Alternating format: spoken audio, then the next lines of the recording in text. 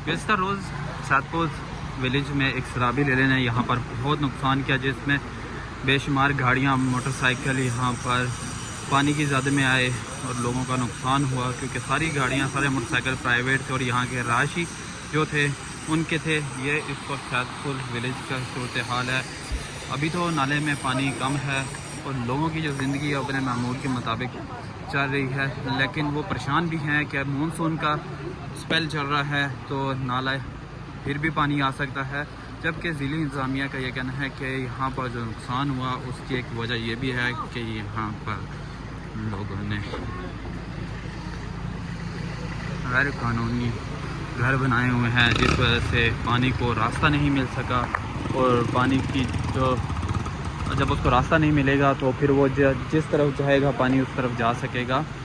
जबकि यहाँ के मकामी लोग हैं वो यही कहते हैं कि हम लोग अरसा दराज से यहाँ पर रहते हैं, पहले भी ये नाला यहीं पे था, पहले भी ऐसा नुकसान कभी भी नहीं हुआ।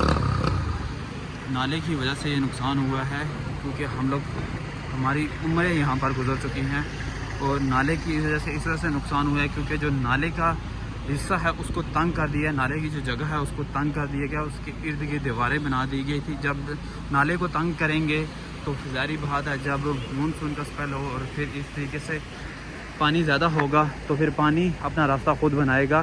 तो इस वजह से जब कि हमने पहले भी इंतज़ामिया को आगाह किया था कि आप ये जो दीवारें बना रहे हैं ये नाले को तंग करने के लिए बन रही हैं।